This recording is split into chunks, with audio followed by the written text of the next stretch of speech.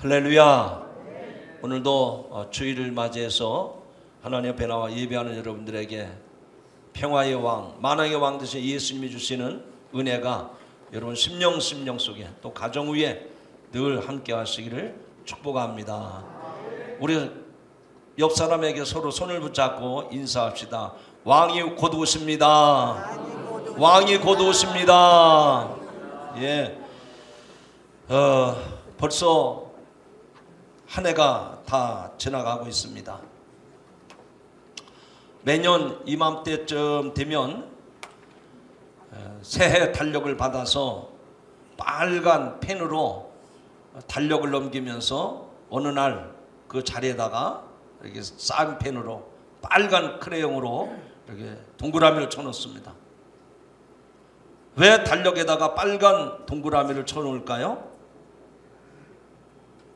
자기 생일이기 때문에 식구들한테 몇 월 달 달력을 보면 내 생일인 줄 알고 그날을 기억하고 선물을 준비하라. 그런 무언의 메시지로 새 달력에다가 빨간 펜으로 동그라미를 쳐놓습니다. 이 세상 사람들 중에 생일이 없는 사람은 단 한 사람도 없습니다. 불행하게도 자기가 언제 어디서 태어났는지 잘 모르는 사람도 있기는 하지만 대부분의 사람들은 다 자기의 생일을 알고 지냅니다. 어느 집안의 귀한 아들, 딸로 태어났기 때문에 모든 사람은 태어난 날 생일이 있습니다. 그래서 그 생일날 친구들과 가족들이 함께 모여서 케이크에 촛불을 붙이면서 축하를 해주고 또 선물도 받게 되는 겁니다. 자, 그런데 나는 왜 이 세상에 태어났을까? 아마 그것은 일생을 두고 가슴속에서 떠나지 않는 질문일 겁니다. 혹시 여러분 중에 내가 이 세상에 태어나야 되겠다 그렇게 결심을 하고 태어난 사람이 있으면 손 들어보세요. 없잖아요. 아니면 내가 어느 집안의 아들, 딸로 태어나야 되겠다. 문씨면 문씨, 배씨면 배씨, 내가 이 문 중에 좀 태어나야겠다. 그래서 취사 선택을 해서 문씨 집안에 태어났고 배씨 집안에 태어났습니까? 그런 사람 한 사람도 없습니다. 나 자신이 세상에 오는 것을 알지 못하고 왔을 뿐만 아니라 나의 어떤 노력도 계획도 의도도 없이 이 세상에 태어난 것이 저와 여러분의 삶의 모습입니다. 그렇지만 막상 짧지 않은 삶을 살다 보니 내가 참 중요한 존재로구나 이 사실을 깨닫게 됩니다. 예컨대 3대 독자라서 아니면 사랑받는 고명딸이라서 아니면 내가 이 집안의 복덩어리라서 그렇게 태어난 것이 아닙니다. 태어나서 살다 보니 언제부턴가 우리는 집안에 또 직장에 정말 소중한 필요한 사람이 되었고 또 이 교회에서 신앙생활을 하면서 없어서는 안 될 하나님의 귀한 일꾼으로 세움을 받은 줄로 믿습니다. 우리가 세상에 온 의미와 보람이 이렇게 이루어져 가고 있는 것입니다. 고대 철인 중에 만물의 근원이 물이라고 설파했던 그리스 철학자 탈레스가 신에게 세 가지를 감사했다고 합니다. 세 가지 뭘 감사했을까요? 첫째는 동물이 아닌 인간으로 태어난 것. 두 번째는 여자가 아니라 남자로 태어난 것도 감사했고, 세 번째는 야만인이 아니라 그 당시에 세계를 리드하고 있는 그리스의 사람으로 태어난 것을 감사했다고 했습니다. 자, 그 철인이 그렇게 감사를 했다고 하는데 여러분들은 이 감사에 동의를 하십니까? 아마 한 번도 동의하지 않을 것입니다. 제가 여러분에게 한번 물어보겠습니다. 이 탈레스라고 하는 철인은 여자로 태어나지 아니하고 남자로 태어나는 것을 감사했다고 했는데, 그러면 여자로 태어나면 불행한 겁니까? 한 분도 동의하지 않지 않습니까? 누가 야만인입니까? 요즘에는 가만히 보니까 사람보다는 강아지가 더 호강을 하는 것 같아요. 먹여주고 재워주고 목욕시켜주고 입혀주고 병도 가지고 뭐 출타할 때는 여관이라 호텔에다 데려다주고, 개팔자가 상팔자예요. 과연 나는 어떤 존재인가? 오늘 이 자리에 계신 분들은 다 하나님을 믿는 성도들이기 때문에, 여러분들은 성경을 믿는 사람이기 때문에 성경적인 답을 내놓으셔야 됩니다. 내가 도대체 어떤 사람인가? 나는 도대체 어떤 존재인가? 저 강아지하고 비교해 볼 때 강아지보다 못한 존재인가? 내가 하나님 앞에 어떤 존재인가? 이 여러분의 실존에 대한 문제들을 한번 생각해 보시기 바랍니다. 이 질문에 대해서 아주 분명하게 대답하는 사람은요, 행복한 사람입니다.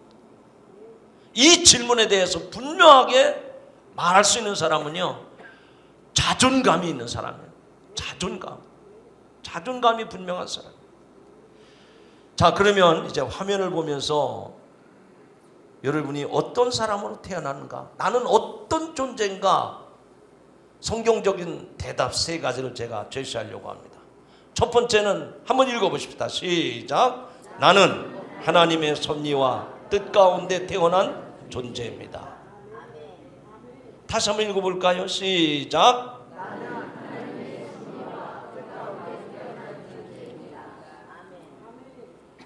우리 아버지 우리 어머니가 뭐 하다 보니까 좋아가지고 뭐 그냥 어떻게 생긴 존재, 우연히 그냥 어쩌다 생긴 그런 존재가 아니란 말이죠. 이 세상에 태어난 모든 사람은 정말 하나님의 섭리 가운데서, 하나님의 뜻하신 가운데서 만세전부터 우리를 택하여 주시고 이 역사의 한 순간 태어나서 이 땅에 살아가는 존재인 줄로 믿으시기 바랍니다. 그렇기 때문에 여기 계신 여러분 한 분 한 분은 얼마나 존귀한 사람인지 몰라요. 옆 사람 쳐다보고 축복하시죠. 당신은 존귀한 사람입니다. 우습게 보면 안 돼요. 그렇게 현찮은 사람이 아닙니다. 정말 귀한 사람들이에요. 자, 두 번째, 우리가 인간이 어떤 존재인지 한번 살펴보시죠. 자, 두 번째, 시작. 나는 하나님의 형상대로 지음받은 존재로 태어났습니다. 어떤 존재로 태어났다고요?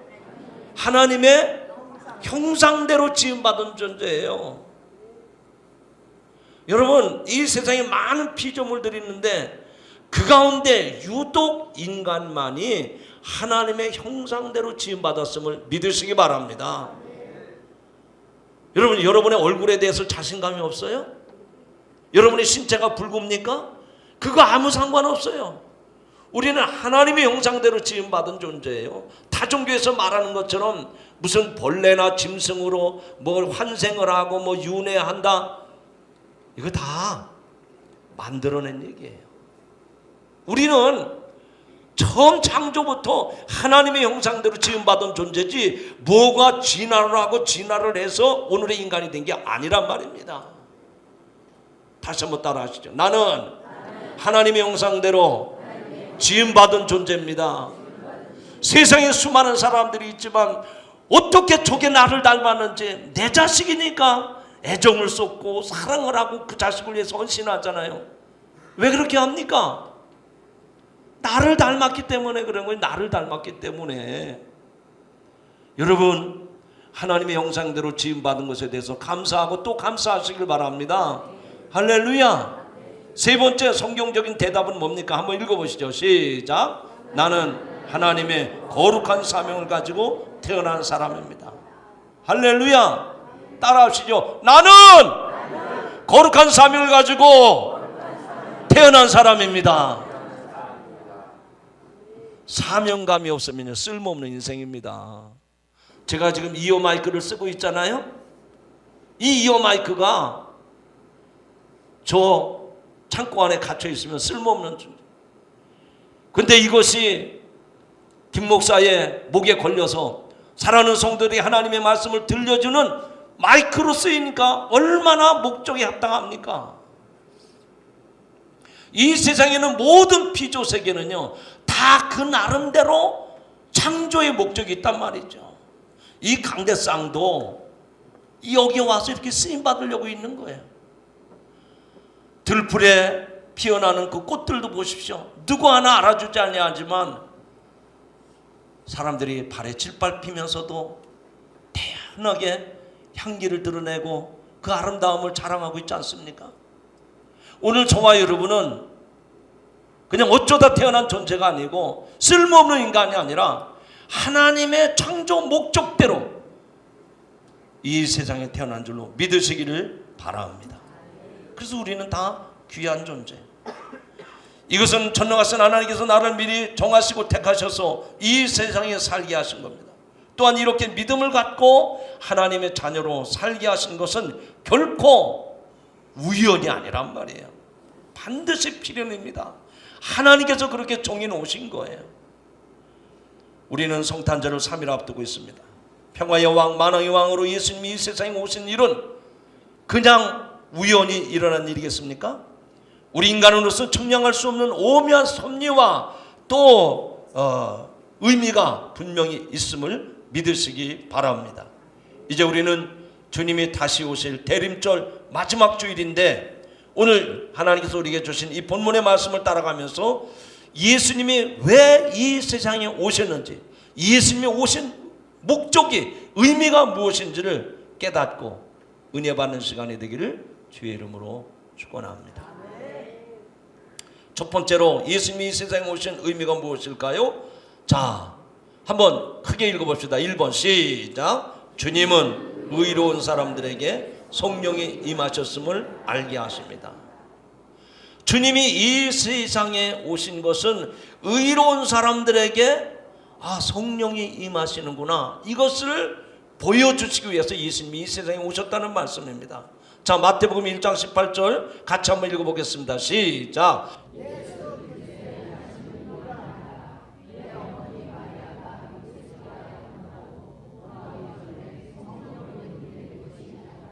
예, 예수 그리스도의 나심은 이런데 어떤 거냐? 그 어머니 마리아가 요셉과 약혼하고 동거하기 전에 어떻게 잉태됐다고요? 어떻게 잉태됐다고요? 여러분에게 성경을 읽으라는 말은 예수 믿고 신앙생활하는데도 요셉과 마리아가 얼러리 절러리 그래서 좋아해서 예수님 태어났대, 이런 게 아니란 말이에요. 예수 믿어도 제대로 믿으셔야 돼요. 예수님의 탄생은 동정녀 탄생입니다. 아멘을 좀 크게 하시죠. 예수님의 탄생은 동정녀의 탄생입니다. 그 말은 예수님의 탄생 자체가 신비롭다는 얘기입니다. 처녀가 잉태했다는 사실입니다. 이는 과학적으로나 상식적으로 설명될 수 없고 이해할 수 없는 신비로운 사건이에요. 그렇지만 이 사실이 기독교의 근본입니다. 신앙의 근본입니다. 우리는 예수님께서 동정녀 마리아에게 나신 것을 신앙으로 고백해요. 오늘도 신앙 고백을 하는데 동정녀 마리아에게 나시고 매주일 예배 때마다 신앙 고백을 하지 않습니까?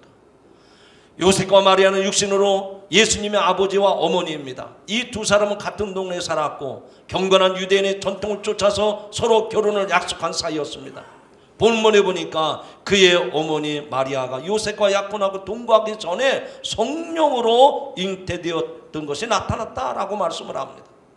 고대 유대인의 풍습에는 결혼의 전 단계로 약혼을 했습니다. 이 약혼은 결혼과 같은 법적 효력을 가지고 있어서 쌍방에 대한 책임을 져야 됩니다. 만약 한쪽에서 파혼을 하고자 하면 이혼 증서를 주어야 했고, 그렇게 될 경우 다른 사람과 다시 약혼할 수가 있었습니다. 또 남자나 여자가 약혼자를 두고 다른 사람과 동침했을 경우에는 신명기서에 보니까 돌로 쳐 죽이게 되어 있었습니다. 똑같은 이 예수님의 탄생에 대한 이야기가 누가복음에도 나옵니다. 누가복음 1장 26절 27절에 보니까 천사 가브리엘 하나님의 보내심을 받아 갈릴리 나사렛이라는 동네에 가서 다윗의 자손 요셉이라는 사람과 약혼한 처녀에게 이르니 그 처녀의 이름은 마리아라 라고 했습니다. 그 천사가 거의 같은 시기에 같은 방법으로 마리아의 남편 되는 요셉에게 나타난 거예요. 자, 그래서 마태복음 1장 20절로 본문 한번 같이 읽어보십시다. 이 일을 생각할 때에 주의 사자가 현몽하여 이르되 다윗의 자손 요셉아 네 아내 마리아 데려오기를 무서워하지 말라. 그에게 잉태된 자는 성령으로 된 것이라. 여러분, 가브리엘 천사가 요셉에게 나타나서 내 아내 마리아가 잉태를 했는데 그것은 남녀의 성관계가 아니라 성령으로 잉태된 것이다 라고 가브리엘 천사가 요셉에게 가르쳐준 것임을 믿으시기 바랍니다. 자, 그러면 이 말을 들은 요셉과 마리아는 얼마나 당황스러웠겠습니까? 아니, 첫날 밤을 지낸 사이도 아닌데 어떻게 처녀가 잉태를 한다는 말일까? 요셉과 마리아는 약혼만 한 상태에서 아직 동거한 적이 없는데 마리아가 잉태했다는 소식을 듣고 정말 하늘이 무너지는 것 같은 심정을 느꼈을 것입니다. 그때 하나님의 사자가 꿈에 나타나서 그에게 잉태된 자는 성령으로 된 것이니 그렇게 일러주면서 구약 선지자 이사야의 글을 제시해 줬습니다. 요셉은 즉시 마리아를 데려왔으나 아기를 낳을 때까지 동침하지 아니했다고 했습니다. 마리아도 처음에는 천사의 말을 당혹해서 이렇게 고백을 합니다. 내가 남자를 알지 못하니 어찌 이 일이 있으리까? 그러나 누가복음에 나타난 말씀을 보시기 바랍니다. 성령이 내게 임하시고 지극히 높으신 이의 능력이 너를 덮으시리니 하는 천사의 말에 마리아는 두 마디 하지 않습니다. 주의 여종이 오니 말씀대로 내게 이루어지리이다. 할렐루야. 여러분, 처녀가 임신했는데 얼마나 부끄러운 일이에요. 얼마나 정말 황당한 일입니까? 그래서 가족들한테 아니면 친구들한테 떠벌릴 수도 있잖아. 이게 어떻게 된 일이냐. 그러나 그런 것을 드러내지 않냐고 천사가 그 말씀을 전해줬을 때 이 마리아의 고백은 나는 주의 여종이 오니 말씀대로 내게 이루어지리이다. 여러분, 믿음의 사람은 하나님이 하시는 일에 대해서 의문을 제기하지 않습니다. 사람들에게 떠벌리지 않습니다. 하나님이 어떻게 하시든지 그대로 내게 이루어질 줄로 믿고 기다리며 나가는 것이 믿음의 사람의 모습인 줄로 믿으시기 바랍니다. 그러므로 예수님께서 이 세상에 오시는 방법은 인간적인 생각을 초월해서, 인간적인 방법을 초월해서 오신 겁니다. 하나님께서는 사람들이 도무지 이해할 수 없는 기적적인 잉태의 방식을 보여주신 것입니다. 그것은 성령을 통해 새로운 창조의 역사를 이루신 것입니다. 성령은 삼위일체 하나님이시며 창조의 영이십니다. 천지를 창조할 때 하나님의 신으로 수면에 운행하신 성령은 그리스도의 탄생을 주관하시고 새 창조의 역사를 이루셨습니다. 요한복음 3장 6절에 보니까 육으로 난 것은 육이요 영으로 난 것은 영이니, 이 말씀이 의미하는 것처럼 성령으로 난 인간은 이 세상에 누구도 단 한 사람 없습니다. 육으로 난 우리와는 달리 예수 그리스도는 성령으로 잉태한 동정녀 몸에서 탄생하신 우리의 구세주인 줄로 믿으시기 바랍니다. 육신의 부모가 되는 요셉과 마리아는 처음에 성령으로 잉태된 것에 대해서 이해를 못했어요. 요셉과 마리아와 약혼한 요셉은 하나님께서 기뻐하시는 의로운 사람이라고 성경에 말씀하고 있습니다. 아직 동거하지도 않은 약혼녀 마리아가 잉태했다고는 소식을 들었을 때 물론 마리아 본인도 황당했겠지만 이 남편인 요셉은 얼마나 참담했을까요? 한 번도 들어본 일도 없고 그런 일이 가능할 것이라고 예측해 본 적 없었던 이 요셉이 자기 아내에게 잉태했다고는 소식을 들었을 때 누구에게 말할 수도 없고 이게 참으로 고민스러운 얘기.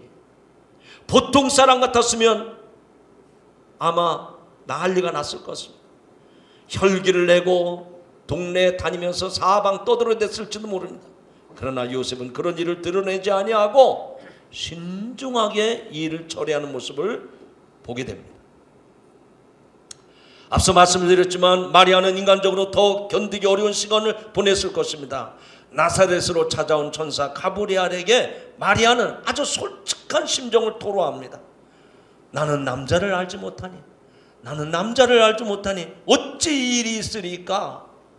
순결을 지켰던 여성으로서 그로 인해서 잉태한 것으로 인해서 갖가지 소문으로 시달릴 것을 생각하니 천사에게 항변을 하는 것도 지나치지 않은 일이었습니다.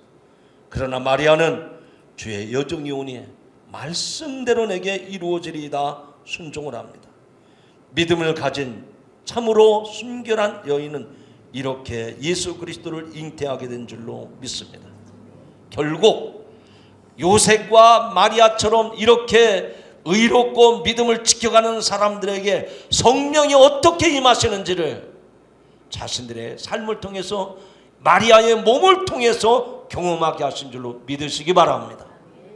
성도들이요, 오늘 저와 여러분이 의롭고 경건한 신앙으로 살아간다면 오늘 우리에게도 요셉과 마리아에게 나타났던 것처럼 성령이 우리를 통해서 일하심을 믿으시기 바랍니다. 그 중요한 것은 내가 요셉처럼 마리아처럼 의롭고 경건한 삶을 살아가는 거예요. 화들짝 놀래가지고 동서남북 돌아다니면서 입방아 찍고 떠벌리고 소문내고 그러지 마세요. 하나님이 하시는 일은 인간의 생각과 방법을 뛰어넘어서 우리들이 생각할 수 없는, 우리들이 이해할 수 없는, 우리들이 설명할 수 없는 방법으로 하나님이 일하심을 믿으시기 바랍니다. 그래서 히브리서에서 뭐라고 말씀했습니까? 믿음은 바라는 것들의 실상이요 보지 못하는 것들의 증거니. 여러분들 다 눈으로 보면 믿는다고 얘기하잖아요. 그러나 믿음의 역사는 눈에 보이지 않아도 하나님께서 얼마든지 없는 것을 있게 하시고 있는 것도 없게 하는 것이 하나님의 역사인 줄로 믿으시기 바랍니다. 두 번째로 예수 그리스도의 오심의 의미는 어떤 것일까요? 자, 2번입니다. 한번 크게 읽어봅시다. 시작. 주님은 구원자로 세상에 보냄을 받으셨다는 것을 깨닫게 하십니다. 주님이 이 세상에 왜 오셨는가? 이 세상 모든 사람을, 이 세상 모든 인류를 구원하기 위해서 우리에게 보내신 분이로구나. 예수님의 탄생을 통해서 그걸 알게 됐단 말입니다. 사랑하는 성도 여러분, 여러분의 인생에 대해서 비관적으로 살아가는 사람이 있습니까? 여러분의 인생에 대해서 좀 낙심하는 성도 있습니까? 염려하지 마십시오. 천하를 주고도 내 영혼이 구원받지 못하면 그 영혼은 참으로 불쌍한 인생입니다. 그런데 하나님께서 독생성자 예수 그리스도를 보내시면 나 같은 죄인을 구원받게 하사 하나님의 자녀가 되게 하시려고 예수 그리스도를 이 세상에 보내신 줄로 믿습니다. 믿습니다. 죄 가운데서 허덕이는 우리들을 구원하시기 위해서 하늘 영광 버리시고 하나님의 아들 독생자가 인간의 몸을 입고 이 땅에 오신 줄로 믿으시기 바랍니다. 자, 오늘 본문 21절인데 같이 한번 읽어보겠습니다. 자, 시작. 아들을 낳으리니 이름을 예수라 하라. 이는 그가 자기 백성을 그들의 죄에서 구원할 자이심이라 하니라. 아멘. 예수라는 이름의 뜻, 여러분 이름 석자에 다 뜻이 있잖아요. 김상곤, 한승주 다 이름의 뜻이 있어요. 예수라는 이름도 뜻이 있는데 그 이름의 의미는 뭐냐? 자기 백성을 죄에서 구원할 자가 예수라는 말이죠. 그 사명을 가지고 이 땅에 오신 분이 우리 주님이신 줄로 믿으시기 바랍니다. 죄로 물든 세상 사람들을 구원하는 일은 쉽지 않습니다. 죄를 씻는 대가로 생명을 내놓아야 하기 때문입니다. 구약시대에 보니까 죄를 속하기 위해서는 나 대신에 죄 없는 어린 양을 잡아서 피를 흘려야 했고, 큰 죄를 짓고 도피성을 찾은 죄인은 대제사장이 죽어야만 비로소 자기 죄가 씻어져 죽음을 면하게 되었습니다. 그 밖에는 무엇으로도 죄를 온전히 씻을 수가 없습니다. 이러한 율법을 완성하기 위해서 선지자들 통해서 예언하신 메시아 탄생의 역사가 바로 성탄절을 통해서 시작됨을 믿으시기 바랍니다. 드디어 죄 없으신 하나님의 아들 예수님께서 이 세상에, 이 죄악된 세상에 오셨어요. 그분은 자기 백성을 죄에서 구원할 사명을 띠고 오셨단 말입니다. 죄인들을 위해서 당신이 십자가에 못 박혀 죽음으로 우리를 구속해 주신 줄로 믿으시기 바랍니다. 어느 나라 임금님이 여러 후궁들 가운데서 자신을 정말로 사랑하는 사람이 누구인지를 알고자 했습니다. 그래서 자신을 가장 사랑하는 사람을 왕비로 삼고자 했습니다. 그래서 그 여러 후궁들에게 이런 명령을 내렸습니다. 당신들의 소원이 있을 테니 그 소원을 한 가지씩 나한테 말해보시오. 그러자 제일 먼저 후궁한 사람이 임금님 앞에 나오더니, 임금님, 저는 임금님에게 이런 소원이 있습니다. 세상에 금은보화를 좀 저에게 주십시오. 그러면 제가 원이 없겠습니다. 알았다. 그 다음날 다른 또 후궁을 불러드렸습니다. 그랬더니 이 후궁은, 임금님, 저는 가족들이 어렵게 사는데 이 가족들에게 좀 높은 벼슬을 내려주십시오.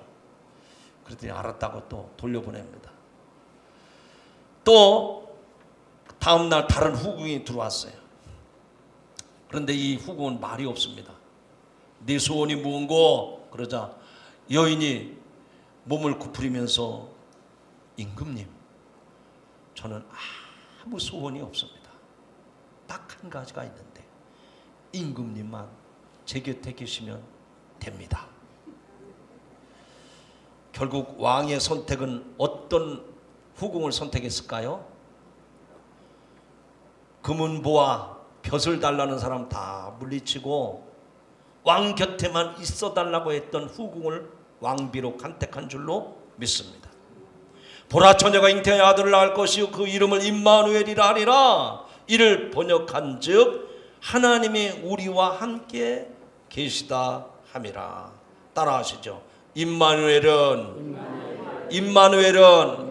하나님이 우리와 함께 계시다. 그 우리라는 말을 나로 바꿔보시죠. 자, 임마누엘은 뭐라고요? 하나님이, 이쪽 볼륨이 좀 작아요. 하나님이 누구와 함께 하신다고요? 나와 함께 하신다는 거예요. 예수님은 임마누엘인데, 임마누엘의 뜻은 뭐냐? 하나님이 나와 함께 하시기 위해서 하늘 영광 버리시고 낮고 천한 이 땅에 오신 줄로 믿으시기를 바랍니다. 성탄은 하나님이 나와 함께 하시기 위해서 임마누엘 사건으로 오신 겁니다. 하나님 우리에게 너무 많은 것을 주셨어요. 우주 만물 주셨습니다. 아름다운 자연, 맑은 공기, 먹을 것, 따뜻한 햇빛, 그것뿐만입니까? 건강도 주셨고 생명도 주셨어요. 믿음을 주셨습니다. 사랑을 주셨어요.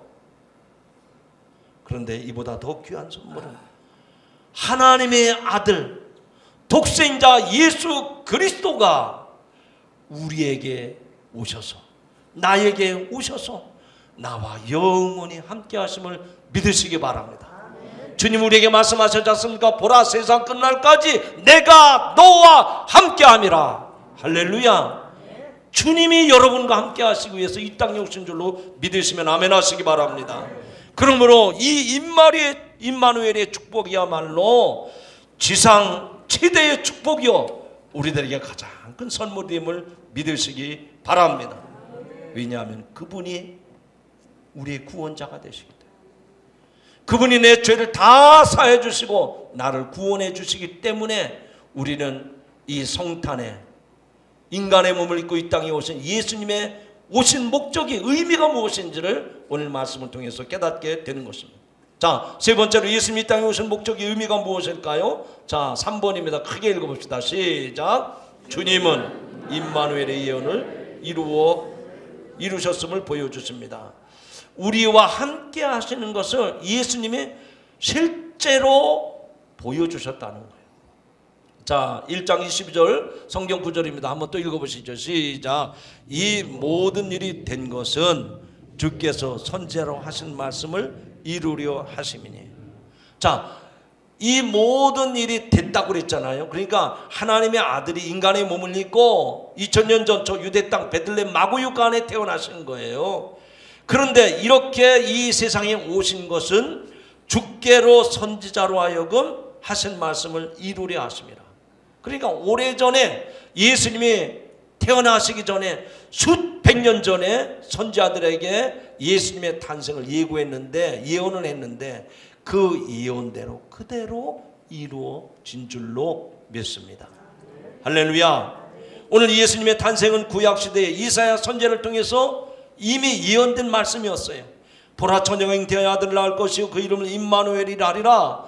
그것은 이사야서 7장 14절 하반절에 나오는 말씀입니다. 그 당시 유다 왕 아하스가 하나님의 뜻을 저버리고 잘못된 길로 갔을 때 이사야 선지자는 주께서 친히 너희와 함께 하실 것이다, 그런 징조를 말씀하실 때 이 임마누엘이라는 단어를 썼어요. 이미 예수 그리스도의 탄생 수백 년 전에 선지자의 입을 통해서 처녀의 몸에서 탄생하여 구원을 이루실 임마누엘, 곧 하나님이 우리와 함께 계심을 예수님 탄생하기 수백 년 전에 예언을 통해서 말씀하셨는데 그 예언대로 예수님이 오심을 믿으시기 바랍니다. 그러므로 이 구약의 예언은 한 채의 어긋남도 없이 성취되었고, 신약에서도 예수님이 말씀하신 것은 정말 재림을 제외하고는 그대로 말씀하신 대로 그대로 이 세상에 태어나셔서 말씀을 선포하시고 병든 자를 치유하시고 천국 하나님 나라를 확장시키시고 많은 사람들이 부활하여 보는 가운데 부활 승천하셨잖아요. 근데 마지막 떠나시면서 우리에게 너희가 본대로 다시 내가 임할 것이다 말씀을 했어요. 이제 아직 오실 일만 남았어요. 그 오시는 일도 그대로 약속대로 오실 줄로 믿습니다. 이 세상의 역사는 하나님의 섭리 안에서 이루어집니다. 예수 그리스도의 오심은 기다리는 모든 사람들에게 세상에 그 어떤 것도 무섭지가 않아요. 세상에 어떤 것도 두렵지가 않아요. 왜? 주님이 오시면 모든 것이 다 회복되기 때문입니다. 사랑하는 성도 여러분, 지금 여러분에게 무엇 때문에 두려워하십니까? 무엇 때문에 염려하고 무엇 때문에 근심하십니까? 주님이 오시면 모든 게 다 끝이 납니다. 그러므로 그 주님이 2000년 전에 아기 예수님으로 오셨을 때 그랬던 것처럼 그 당시 권력을 가지고 세계를 다 지배하고 있던 로마도 기독교 앞에 무릎을 꿇었던 것처럼 오늘도 예수 그리스도를 진정으로 여러분의 주님으로 모셔드릴 때 이 세상에서 있는 불안, 두려움, 근심, 걱정, 염려가 사라지기를 주님의 이름으로 축복합니다. 축복합니다. 저 이스라엘에 가면 야드 바셈이라고 하는 박물관이 있습니다. 여러분들 성지순례를 가시면 여기를 꼭 보셔야 되는데 600만 유대인 학살로 절대로 잊지 말고 영원히 기념하자고 1945년을 기점으로 과거, 현재, 미래의 역사를 정리해놓은 유대인 학살 기념관입니다. 어린아이의 희생을 기념하는 기념관 뒤편 언덕에는 어린아이 10명을 끌어안고 있는 어른 동상이 있습니다. 이 동상의 이름은 코르작 게토의 아이들입니다. 지금 화면을 보시잖아요. 저 동상입니다. 이 코르작이라고 하는 사람은 폴란드의 아동작가요 선생, 교육자였습니다. 2차 세계대전 당시 독일의 나치가 폴란드의 유대인 학교를 급습을 했습니다. 교실에서 공부하는 아이들이 겁에 질려 부들부들 떨고 있었습니다. 코르작은 양팔로 아이들을 감싸 안으면서 내놓지 않았습니다. 독일군 장교가 말합니다.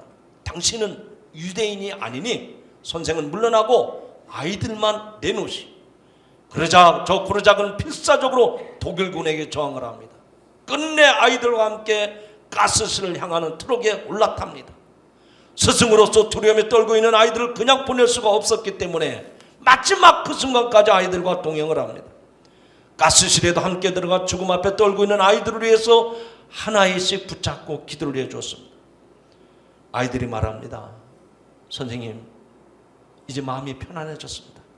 선생님이 끝까지 함께 해주신 정말 편안합니다. 하나님이 지켜주신 더는 두렵지 않습니다. 이 코르작은 그 10명의 아이들과 함께 가스실에서 죽고 말았습니다. 진정한 사랑은 끝까지 함께하는 사랑입니다. 임마누엘이 뭐라고 했습니까? 하나님이 나와 함께 하시는 것이라고 그랬죠. 하나님은 저와 여러분을 절대로 외면하지 않습니다. 버리지 않으심을 믿으시기 바랍니다. 임마누엘의 사랑은 변함이 없습니다. 십자가에서 죽기까지 변함이 없습니다. 임마누엘의 사랑은 차별이 없습니다. 임마누엘의 사랑은 모든 두려움을 내어 쫓습니다. 환경과 처지에 따라서도 결코 변하지 않습니다. 그렇기 때문에 그 사랑 앞에 서는 사람들은 두려울 게 없어요. 불안할 게 없습니다. 염려될 게 없단 말이에요. 주님이 함께 하시면 근심, 걱정, 염려, 두려움 사라지는 줄로 믿으시기 바랍니다. 한번 고백합시다. 주님, 나와 함께 하옵소서. 두려움이 사라지게 하옵소서. 염려가 사라지게 하옵소서. 예수를 믿는다고 믿는데 입으로만 믿으니까 실제 상황이 오면 두려운 거예요. 불안한 거예요. 그러나 진짜 믿는 사람은요, 믿음이 실제가 되는 사람은 내가 어려운 상황에 처해도 문제가 안 돼요. 하나님이 지금 이 일을 통해서 내가 상상하지 못했던 일을 이루시는구나. 기대감에 충만해지지 그 일 때문에 쪼그라들고 그 일 때문에 낙심하고 좌절하지 않습니다. 이제 말씀을 맺고자 합니다. 예수님의 탄생은 의롭고 경건한 요셉과 마리아를 통해서 이루어졌습니다. 예수 그리스도는 인류를 구원할 사명을 띠고 이 세상에 보냄을 받으신 분입니다.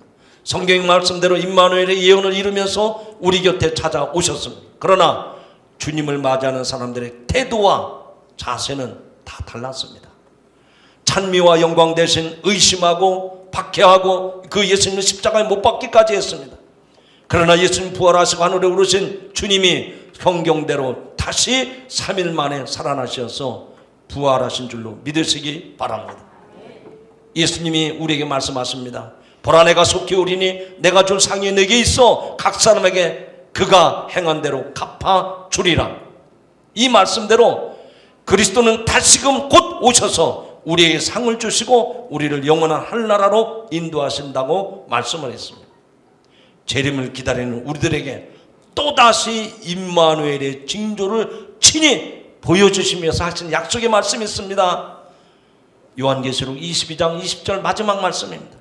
이것들을 증언하시니가 이르시되 내가 진실로 속히 오리라, 내가 진실로 속히 오리라 하시거늘 아멘. 주 예수여 오시옵소서.